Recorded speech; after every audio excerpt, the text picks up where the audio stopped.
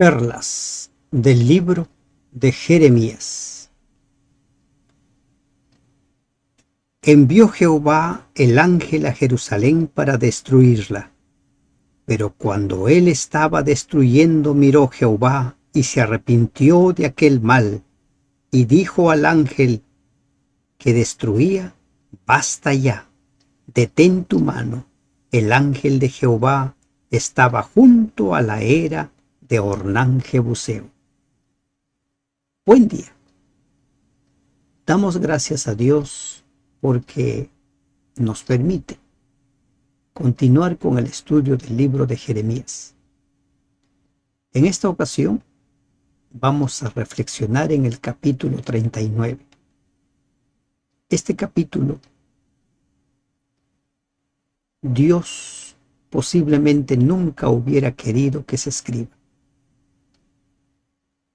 pero lamentablemente por la elección de su pueblo, por la elección de cada uno de ellos, es que este capítulo es registrado, en la cual se habla del final de esa ciudad elegida por Dios mismo, una ciudad donde Dios había dicho que estaría su presencia, pero ahora era incendiada, ahora era destruida, quedaba en ruinas. Se cumplió al pie de la letra los anuncios que hizo Dios desde el tiempo de Moisés sobre las consecuencias de la desobediencia. Lo encontramos en Levítico 26, 14 al 46, en Deuteronomio 28, 15 al 68. Advertencias desde antes de tomar la tierra prometida. Y es que Dios actúa de esa manera. Nos deja muy en claro cuáles son las consecuencias de seguir un camino o el otro. Y el camino de la desobediencia no paga bien, aunque al principio aparentemente sí. Cuando hemos leído nosotros Primera de Crónicas 21, 15, el ángel estaba destruyendo allí el pueblo de Dios, pero luego se detiene, hay una orden de detenerse. ¿Por qué? Porque había arrepentimiento de por medio. Había arrepentimiento en el corazón de David. Había dolor en el pueblo. Pero cuando cayeron los juicios de Dios sobre Jerusalén en los tiempos de Jeremías, el pueblo se había endurecido. Ya no quería escuchar a Dios. En el 9º año de Sedequías, rey de Judá, en el mes 10º, vino Nabucodonosor, rey de Babilonia, con todo su ejército contra Jerusalén y la sitiaron. Año 9. Este sitio duró 2 años, tal como lo menciona el siguiente versículo. Y en el 11º año de Sedequías, en el mes 4º, a los 9 días del mes, se abrió brecha en el muro de la ciudad. 2 años. Aquí Jeremías no describe cómo fueron esos 2 años, pero en el libro de Lamentaciones se describe lo triste, lo terrible, lo angustiante que fueron esos 2 años. Las madres literalmente comieron a sus hijos. La gente comía sus sandalias. En el libro del conflicto de los siglos se habla de que incluso comían estiércol de aves, personas. Triste final. La desobediencia no paga bien. La desobediencia es ruina, es caos, es destrucción. La desobediencia lo que hace es condenarnos a la muerte. Sedequías había recibido el último llamado de parte de Dios por medio de Jeremías, pero Sedequías no quiso aceptar. Sedequías no podría decir que él no lo supo. a Sedequías le llegó el mensaje. Así como en el tiempo del fin, antes de que Cristo venga, cuando se determine los que son trigo y los que son cizaña, cuando se determine los que son ovejas y los que son cabritos, nadie podrá decir que no lo sabía, porque el mensaje llegará a todos. Y allí es donde estamos nosotros llamados, a ser instrumentos para presentar el mensaje, para que todos escuchen, para que todos sepan cuáles son las consecuencias de seguir el camino de la vida o el camino de la muerte. Sedequías no quiso, rechazó el último llamado y su final fue triste, muy triste. Y entraron todos los príncipes del rey de Babilonia y acamparon a la puerta de en medio. ¿Quiénes son los príncipes? Nergal-Sarecer, Samgar-Nebo, Sarsequim el Rapsaris, Nergal-Sarecer el Rapmaj y todos los demás príncipes del rey de Babilonia. Dice la historia que en esa ocasión Nabucodonosor no fue. Esa fue la tercera incursión. Qué triste final, ¿verdad? Y ahí nosotros debemos sacar una gran lección. Entender que la paga del pecado es muerte. Y sobre todo entender que la palabra de Dios se cumple al pie de la letra. Nadie puede decir que la palabra de Dios no se cumple. La palabra de Dios se cumple, estimados hermanos, al pie de la letra. Lean Deuteronomio, lean Levítico, donde se anuncian las consecuencias del pecado, las consecuencias de la desobediencia. Y viéndolo Sedequías, rey de Judá, y todos los hombres de guerra, huyeron y salieron de noche de la ciudad por el camino del huerto del rey, por la puerta entre los dos muros, y salió el rey por el camino del Arabá.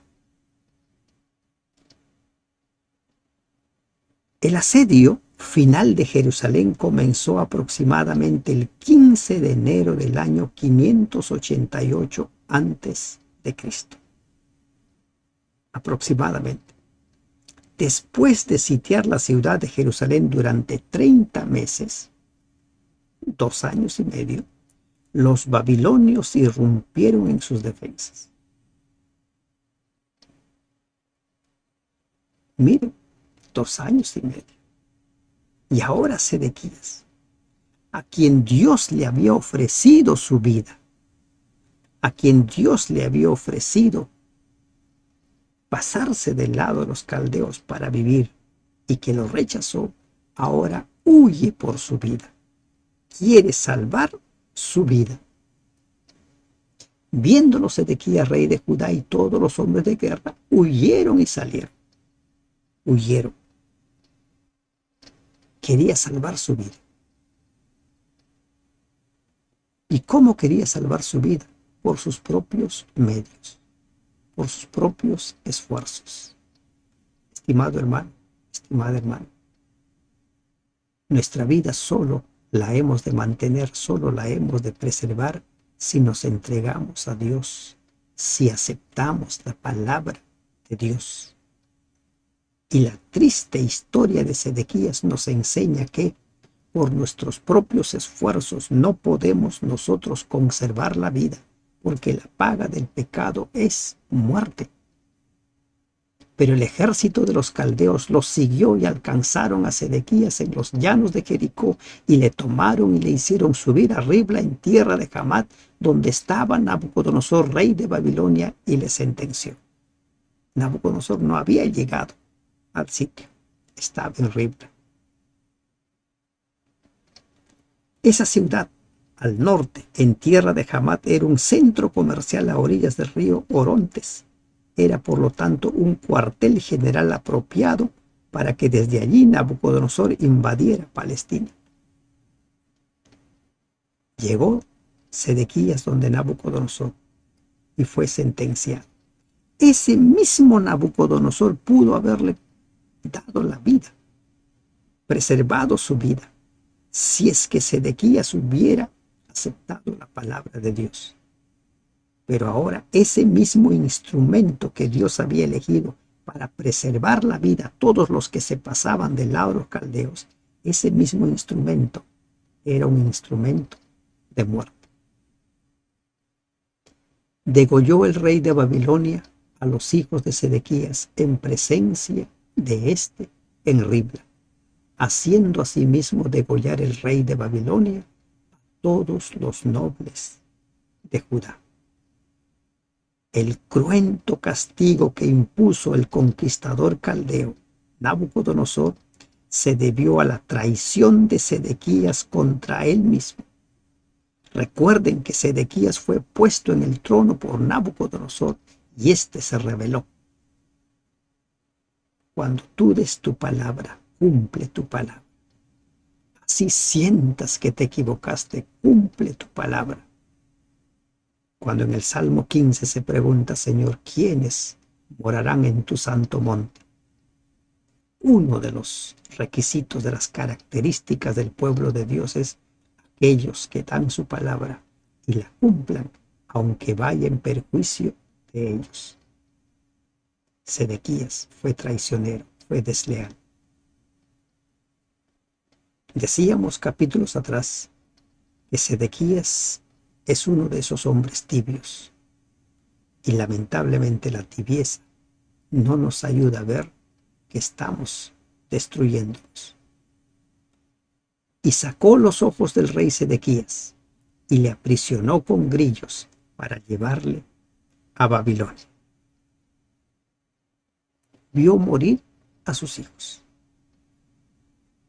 sus líderes, los nobles, los partidarios de no aceptar el mensaje de Jeremías, los partidarios de aceptar los mensajes de los falsos profetas, ahora llegaban a su fin. La paga del pecado es muerte. Y Sedequías quedó sin ojos. Se cumplieron así dos profecías aparentemente contradictorias. Uno, que Sedequías vería a Nabucodonosor y sería llevado a Babilonia. Profecía registrada en Jeremías 32, 4 y 5. Y dos, que moriría en Babilonia, pero no vería la ciudad. Ezequiel 12, 13.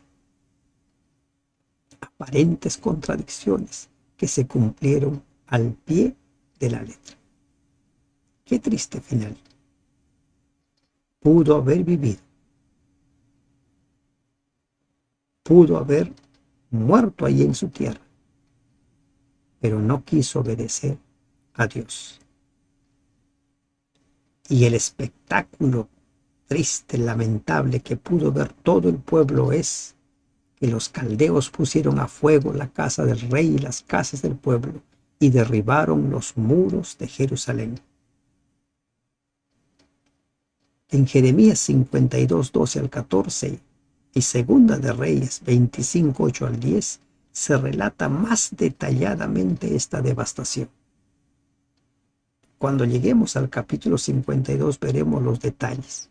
Aquí, por ejemplo, no encontramos la mención del templo, pero el templo también fue quemado.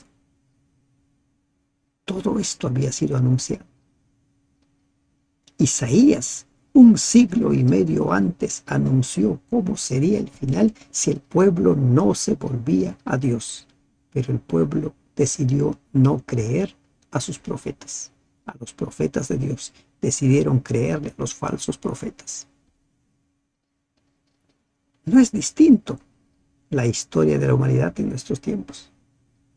Los falsos profetas tienen cientos de miles de seguidores. Miles de seguidores. ¿Por qué? Porque el mensaje de los falsos profetas es agradable a oídos de la gente.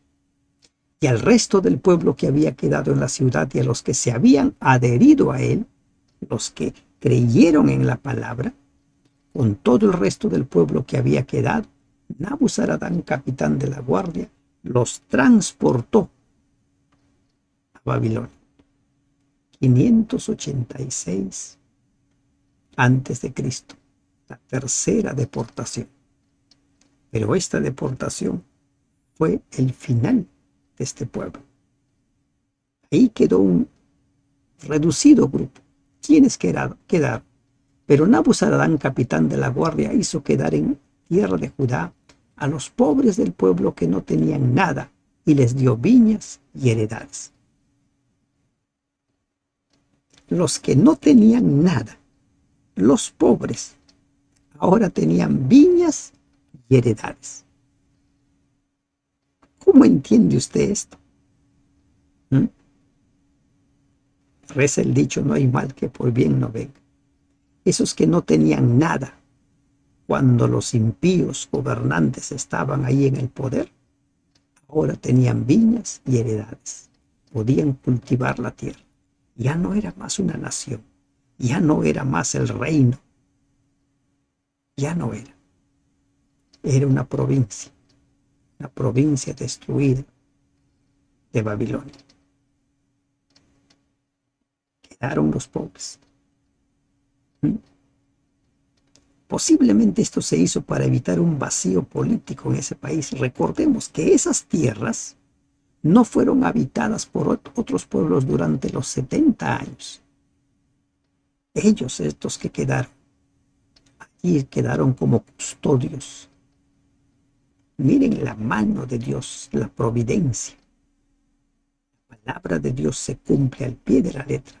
Samaria fue habitada por otros pueblos, pero no Jerusalén. Y Nabucodonosor había dicho, ¿qué había dicho? ¿Qué había ordenado Nabucodonosor? Los versículos 11 hasta el 14 encontramos nosotros el cuidado de Nabucodonosor por el profeta Jeremías. Había dado orden a Nabuzaradán, capitán de la guardia, acerca de Jeremías, diciendo: tómale y vela por él, y no le hagas mal alguno, sino que harás con él como él te dijere. Haz su voluntad. Cuídalo.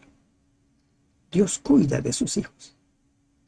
Y en el tiempo del fin Dios va a cuidar también de sus hijos. Así lo ha hecho siempre. ¿Recuerdan el Salmo? No toquen a mis ungidos, dijo el Señor. Y Jeremías se mantuvo ahí con vida. A Jeremías se le da la opción de ir a Jerusalén o quedarse. Si iba a Jerusalén, le iba a ir bien, pero él decidió quedarse con el resto del pueblo, con los pobres que habían quedado. Envió por tanto Nabuzaradán, capitán de la guardia, a Nabuzazbán, el Rabsaris, Nergal Sarecer, el Rabmag, y todos los príncipes del rey de Babilonia. Enviaron entonces y tomaron a Jeremías del patio de la cárcel y lo entregaron a Gedalías, hijo de Ahicam, hijo de Safán, para que lo sacase a casa. Y vivió entre el pueblo. Tuvo que llegar Nabucodonosor para darle libertad a Jeremías. Él estaba encarcelado hasta el día en el cual cayó Jerusalén. En el patio de la cárcel. Esta declaración puede armonizarse con Jeremías 41, si se supone que Jeremías fue sacado de la cárcel y llevado junto con los otros cautivos por una corta distancia, desde Jerusalén hasta Ramá, donde el capitán babilonio le dio la buena noticia de que se lo liberaba. El relato de este versículo 14 sencillamente omite los acontecimientos que transcurrieron entre la liberación de Jeremías de la cárcel y su reunión con Gedalías. Esos acontecimientos se relatan con más detalles en el siguiente capítulo. Por eso es que recordemos cuando estudiemos la Biblia, consideremos que es como una especie de un rompecabezas. Las verdades están diseminadas y los vamos armando y encontramos el mensaje completo. Y en los últimos versículos encontramos nosotros la paga de Dios. Dice en el libro de Proverbios, el que presta al pobre, a Dios presta, y Dios paga con creces. Cuando Jesús habla acerca de los pequeñitos, habla acerca de las personas que, sin saber, sirvieron al Señor. ¿Por qué? Porque el servicio viene del corazón. No hacen las cosas esperando ganar algo. Y eso es lo que sucedió con Ebed-Melech.